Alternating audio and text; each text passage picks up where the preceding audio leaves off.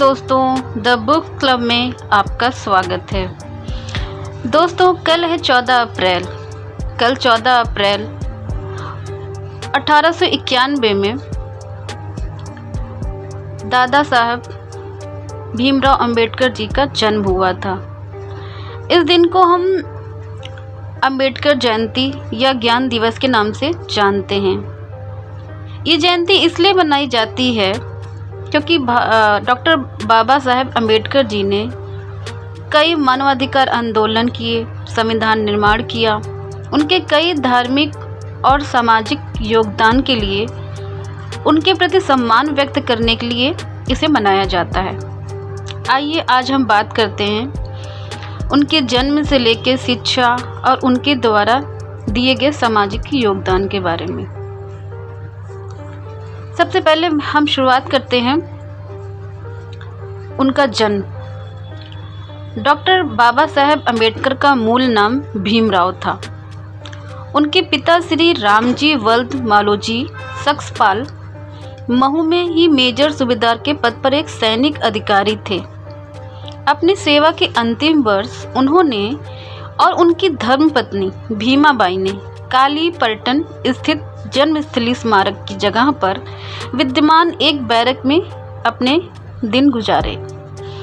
सन 1891 में 14 अप्रैल के दिन जब रामजी सूबेदार अपनी ड्यूटी पर थे, तभी 12 बजे यही भीमराव साहब का जन्म हुआ। कबीरपंथी पिता और धर्मपरायण माता जी की गोद में ही बालक का आरंभिक काल शुरू हुआ और वे बहुत ही अनुशासन में रहे। अब बात करते हैं उनकी शिक्षा के बारे में। बालक भीमराव का प्राथमिक शिक्षा दापोली और सातारा में हुई। बम्बई के एल्फिंस्टोन स्कूल में वह 1907 में मैट्रिक की परीक्षा पास करने के लिए गए और उन्होंने वो परीक्षा पास की। इस अवसर पर एक अभिनंदन समारोह आयोजित किया गया। उसमें भेंट स्वरूप उनके शिक्षक श्री कृष्णाजी अर्जुन कैलुस्कर ने स्वलिखित पुस्तक बुद्धचरित उन्हें प्रदान की। बड़ौदा नरेश सयाजी राव गायकवाड़ की फेलोशिप पाकर भीमराव ने 1912 में मुंबई विश्वविद्यालय से स्नातक परीक्षा पास की। संस्कृत पढ़ने पर मनाही होने से वह फारसी लेकर उत्तीर्ण हुए। अब बात करते हैं उनकी कोलंबिया की जर्नी के बारे में। अमेरिका के कोलंबिया विश्वविद्यालय में उन्होंने कैसे एडमिशन लिया, कैसे वहां से शिक्षा प्राप्त की। बीए के बाद एमए के अध्ययन हेतु बड़ौदा नरेश सयाजी गायकवाड़ की पुनः फेलोशिप पाकर वह अमेरिका के कोलंबिया विश्वविद्यालय में दाखिल हुए। सन 1915 में उन्होंने स्नातकोत्तर उपाधि की परीक्षा पास की। इस हेतु उन्होंने अपना शोध प्राचीन भारत का वाणिज्य लिखा।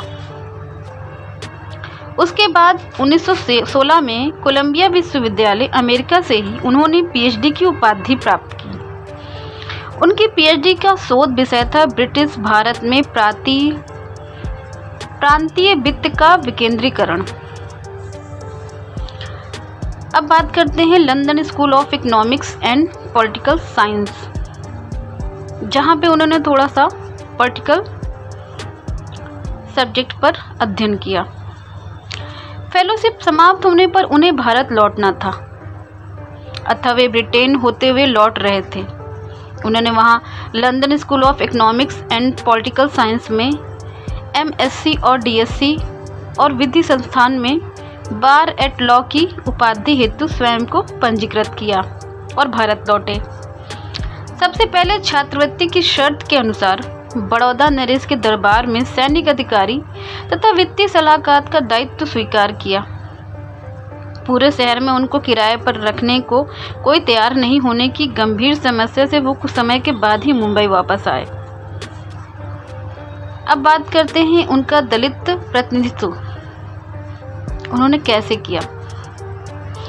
वह परेल में डबक चाल और श्रमिक कॉलोनी में रहकर अपनी अधूरी पढ़ाई को पूरी करने हेतु पार्ट टाइम अध्यापक और वकालत कर अपनी धर्मपत्नी रामाबाई के साथ जीवन निर्वाह कर रहे थे। सन 1919 में डॉक्टर अंबेडकर ने राजनीतिक सुधार हेतु गठित साउथ बरो आयोग के समक्ष राजनीति में दलित प्रतिनिधित्व के पक्ष में साक्ष्य दिए।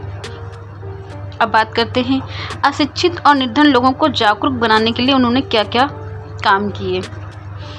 उन्होंने मूक और अशिक्षित और निर्धन लोगों को जागरूक बनाने के लिए मूक नायक और बहिष्कृत भारत साप्ताहिक पत्रिकाएं संपादित की और अपनी अधूरी पढ़ाई पूरी करने के लिए वह लंदन और जर्मनी जाकर वहां से एमएससी, डीएससी और बैरिस्टर की उपाधियां प्राप्त की। उनके एमएससी का शोध विषय साम्राज्यीय वित्त प्राप्ति विकेंद्रीकरण का विश्लेषणात्मक अध्ययन और उनकी डीएससी उपाधि का विशेष रुपए की समस्या, उनका उद्भव और उपाय और भारतीय चलन और बैंकिंग का इतिहास था। अब हम बात करते हैं उनकी डिलीट की उपाधि के बारे में। किस तरीके से उन्हें डिलीट की मानद उपाधियों से सम्मानित किया गया। बाबा साहेब डॉक्टर अंबेडकर को कोलंबिया विश्वविद्यालय ने एलएलडी और उस्मानिया विश्वविद्यालय ने डिलीट की मानद उपाधियों से सम्मानित किया। इस प्रकार डॉक्टर अंबेडकर वैश्विक युवाओं के लिए प्रेरणा बन गए, क्योंकि उनके नाम के साथ BA, MA, MSc, PhD, barrister, DSC, delete आदि कुल 26 उपाधियां जुड़ी हैं। योगदान, आइए उनके योगदान देखते हैं। Bharat Ratna doctor B R. अंबेडकर ने अपने जीवन के 65 वर्षों में देश को सामाजिक, आर्थिक, राजनीतिक, शैक्षणिक, धार्मिक, ऐतिहासिक, सांस्कृतिक, साहित्यिक, औद्योगिक, संवैधानिक इत्यादि विभिन्न क्षेत्रों में अनगिनत कार्य करके राष्ट्र निर्माण में महत्वपूर्ण योगदान दिया। उनमें से मुख्य निम्नलिखित हैं। पहला है सामाजिक एवं धार्मिक योगदान। मानवाधिकार जैसे दलितों एवं दलित आदिवासियों के मंदिर प्रवेश, पानी पीने, छुआछूत, जाति-पाति, ऊंच नीच जैसी सामाजिक कुरीतियों को मिटाने के लिए मनुस्मृति दहन 1927, महाड सत्याग्रह वर्ष 1928, नासिक सत्याग्रह वर्ष 1930, येवला की गर्जना वर्ष 1935 जैसे आंदोलन चलाए। बेजुबान, शोषित और अशिक्षित लोगों को जगाने के लिए वर्ष 1927 से 1956 के दौरान मूक नायक, बहिष्कृत भारत, समता, जनता और प्रबुद्ध भारत नामक 5 साप्ताहिक एवं पाक्षिक पत्र पत्रिकाओं का संपादन किया। कमजोर वर्गों के छात्रों को छात्रावासों, रात्रि स्कूलों, ग्रंथालयों तथा शैक्षणिक गतिविधियों के माध्यम से अपने दलित वर्ग शिक्षा समाज संस्था की स्थापना 1924 के जरिए, जिसमें लोग अध्ययन कर सकें, किया। साथ ही आय अर्जित करने के लिए उनको सक्षम बनाया। सन 1945 में उन्होंने अपनी पीपुल्स एजुकेशन सोसाइटी के जरिए मुंबई में सिद्धार्थ महाविद्यालय तथा औरंगाबाद में मिलिंद महाविद्यालय की स्थापना की। बौद्धिक वैज्ञानिक प्रतिष्ठा। भारतीय संस्कृति वाले बौद्ध धर्म की 14 अक्टूबर 1956 को 5 लाख लोगों के साथ नागपुर में दीक्षा ली तथा भारत में बौद्ध धर्म को पुनर्स्थापित कर अपने अंतिम ग्रंथ द बुद्धा एंड हिज धम्मा के द्वारा निरंतर वृद्धि का मार्ग प्रशस्त किया। जात पात, टोटक मंडल वर्ष 1937 लाहौर के अधिवेशन के लिए तैयार अपने अभिभाषण को जाति भेद निर्मूलन नामक उनके ग्रंथ ने भारतीय समाज को धर्म ग्रंथों में व्याप्त मिथ्या, अंधविश्वास एवं अंधश्रद्धा से मुक्त दिलाने का कार्य किया। हिंदू विधेयक संस्था हिंदू विधेयक संहिता के जरिए महिलाओं को तलाक, संपत्ति में उत्तराधिकार आदि का प्रावधान कर उसके कार्यान्वयन के लिए वह जीवन पर्यंत संघर्ष करते रहे। अब बात करते हैं आर्थिक, वित्तीय और प्रशासनिक योगदान। भारत में रिजर्व बैंक ऑफ इंडिया की स्थापना, डॉक्टर अंबेडकर द्वारा लिखित शोध ग्रंथ रुपए की समस्या, उनका उद्भव तथा उपाय और भारतीय चलन व बैंकिंग का इतिहास ग्रंथों और हिल्टन यंग कमीशन के समक्ष उनकी साक्ष्य के आधार पर 1935 से हुई। उनके दूसरे शोध ग्रंथ ब्रिटिश भारत में प्रांतीय वित्त का विकास के आधार पर देश में वित्त आयोग की स्थापना हुई। कृषि में सहकारी खेती के द्वारा पैदावार बढ़ाना, सतत विद्युत और जल आपूर्ति करने का उपाय बताना, औद्योगिक विकास, जल संचयन, सिंचाई, श्रमिक और कृषक की उत्पादकता और आय बढ़ाना, सामूहिक तथा सहकारिता से प्रगत खेती करना, जमीन के राज्य स्वामित्व तथा राष्ट्रीयकरण से सर्वप्रभुत्व संपन्न समाजवादी गणराज्य की स्थापना करना। सन 1945 में उन्होंने महानदी का प्रबंधन की बहुउद्देशीय उपयुक्तता को परखकर देश के लिए जल नीति तथा औद्योगिकरण की बहुउद्देशीय आर्थिक नीतियां जैसे नदी एवं नालों को जोड़ना, हीराकुंड बांध, दामोदर घाटी बांध, सोन नदी घाटी परियोजना, राष्ट्रीय जलमार्ग, केंद्रीय जल एवं विद्युत प्राधिकरण बनाने के मार्ग प्रशस्त किए। सन 1944 में प्रस्तावित केंद्रीय जल मार्ग तथा सिंचाई आयोग के प्रस्ताव को 4 अप्रैल 1945 को वायसराय द्वारा अनुमोदित किया तथा बड़े बांधों वाली तकनीकों को भारत में लागू करने हेतु प्रस्तावित किया। उन्होंने भारत के विकास हेतु मजबूत तकनीकी संगठन का नेटवर्क ढांचा प्रस्तुत किया। उन्होंने जल प्रबंधन तथा विकास और नैसर्गिक संसाधनों को देश की सेवा में सार्थक रूप से प्रयुक्त करने का मार्ग प्रशस्त किया। अब बात करते हैं कि उनका संविधान निर्माण में और राष्ट्र निर्माण में क्या योगदान था। उन्होंने समता, समानता, बंधुता एवं मानवता पर आधारित भारतीय संविधान को 2 वर्ष 11 महीने और 18 दिन में कठिन परिश्रम से तैयार किया। 26 नवंबर 1949 को तत्कालीन राष्ट्रपति डॉक्टर राजेंद्र प्रसाद को सौंपकर देश के समस्त नागरिकों को राष्ट्रीय एकता, अखंडता और व्यक्ति की गरिमा की जीवन पद्धति से भारतीय संस्कृति को अभिभूत किया। वर्ष 1951 में महिला सशक्तिकरण का हिंदू संहिता विधेयक पारित करवाने में प्रयास किया और पारित न होने पर स्वतंत्र भारत के प्रथम कानून मंत्री के पद से इस्तीफा दिया। वर्ष 1955 में अपना ग्रंथ भाषाई राज्यों पर विचार प्रकाशित कर आंध्र प्रदेश, मध्य प्रदेश, बिहार, उत्तर प्रदेश और महाराष्ट्र को छोटे छोटे और प्रबंध योग्य राज्यों में पुनर्गठित करने का प्रस्ताव दिया, जो उसके 45 वर्षों बाद कुछ प्रदेशों में साकार हुआ।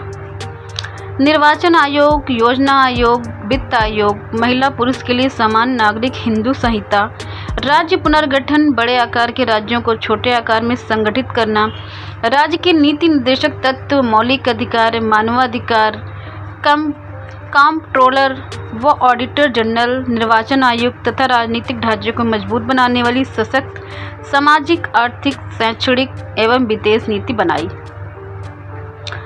प्रजातंत्र को मजबूती प्रदान करने के लिए राज्य के तीनों अंगों न्यायपालिका, कार्यपालिका और विधायिका को स्वतंत्र और पृथक बनाया तथा समान नागरिक अधिकार के अनुरूप एक व्यक्ति, एक मत और एक मूल्य के तत्व को प्रस्थापित किया।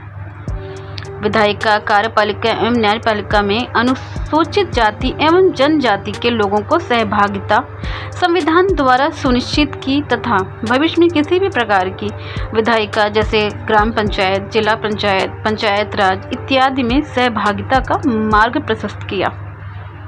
सहकारी और सामूहिक खेती के साथ साथ उपलब्ध जमीन का राष्ट्रीयकरण कर भूमि पर राज्य का स्वामित्व स्थापित करने तथा सार्वजनिक प्राथमिक उद्यमों तथा बैंकिंग, बीमा आदि उपक्रमों को राज्य नियंत्रण में रखने की पुरजोर सिफारिश की तथा कृषि की छोटी जोतों पर निर्भर बेरोजगार श्रमिकों को रोजगार के अधिक अवसर प्रदान करने के लिए उन्होंने औद्योगिकरण की सिफारिश की। अब बात करते हैं श्रम कल्याण और शिक्षा, सामाजिक सुरक्षा के प्रति उनका क्या योगदान था। वायसराय की काउंसिलिंग में श्रम मंत्री की हैसियत से श्रम कल्याण के लिए श्रमिकों की 12 घंटे से घटाकर 8 घंटे कार्य समय करना, समान कार्य समान वेतन, प्रसूति अवकाश, संवैतनिक अवकाश, कर्मचारी राज्य बीमा योजना, स्वास्थ्य सुरक्षा, कर्मचारी भविष्य निधि अधिनियम 1952 बनाना, मजदूरों एवं कमजोर वर्ग के हितों के लिए तथा सीधे सत्ता में भागीदारी के लिए स्वतंत्र मजदूर पार्टी का गठन कर 1937 के मुंबई प्रेसिडेंसी चुनाव में 17 में से उन्होंने 15 सीटें जीती। कर्मचारी राज्य बीमा के तहत स्वास्थ्य, अवकाश, अपंग सहायता, कार्य करते समय आकस्मिक घटना से हुए नुकसान की भरपाई करने और अन्य अनेक सुरक्षात्मक सुविधाओं को सम कल्याण में शामिल किया। कर्मचारियों को दैनिक भत्ता, अनियमित कर्मचारियों को अवकाश की सुविधा, कर्मचारियों के वेतन श्रेणी की समीक्षा, भविष्य निधि, कोयला खदान तथा माहिका खनन में कार्यरत कर्मियों को सुरक्षा संशोधन विधेयक सन 1944 में पारित करने में उन्होंने महत्वपूर्ण भूमिका निभाई। सन 1946 में उन्होंने निवास, जल आपूर्ति, शिक्षा, मनोरंजन, सहकारी प्रबंधन आदि से श्रम कल्याण नीति की नींव डाली तथा भारतीय श्रम सम्मेलन की शुरुआत की, जो अभी निरंतर जारी है, जिसमें प्रतिवर्ष मजदूरों के ज्वलंत मुद्दों पर प्रधानमंत्री की उपस्थिति में चर्चा होती है और उसके निराकरण के प्रयास किए जाते हैं। श्रम कल्याण निधि के क्रियान्वयन हेतु सलाहकार समिति बनाकर उसे जनवरी 1944 में अंजाम दिया। भारतीय सांख्यिकी अधिनियम पारित कराया ताकि श्रम की दशा, दैनिक मजदूरी, आय के अन्य स्रोत, मुद्रास्फीति, ऋण आवास, रोजगार, जमा पूंजी तथा अन्य निधि व श्रम विवाद से संबंधित नियम संभव कर दिया। नवंबर 8, 1943 को उन्होंने 1926 से लंबित भारतीय श्रमिक अधिनियम को सक्रिय बनाकर उसके तहत भारतीय श्रमिक संघ संशोधन विधेयक प्रस्तावित किया और श्रमिक संघ को सख्ती से लागू कर दिया। स्वास्थ्य बीमा योजना, भविष्य निधि अधिनियम, कारखाना संशोधन अधिनियम, श्रमिक विवाद अधिनियम, न्यूनतम मजदूरी अधिनियम और विधिक हड़ताल के अधिनियमों को श्रमिकों के कल्याण निर्माण कराया। तो दोस्तों, ये थे उनके द्वारा सामाजिक धार्मिक योगदान। अगर आपको इनके बारे में दी गई जानकारी अच्छी लगी हो तो लाइक, शेयर, कमेंट करें और सब्सक्राइब करें। धन्यवाद।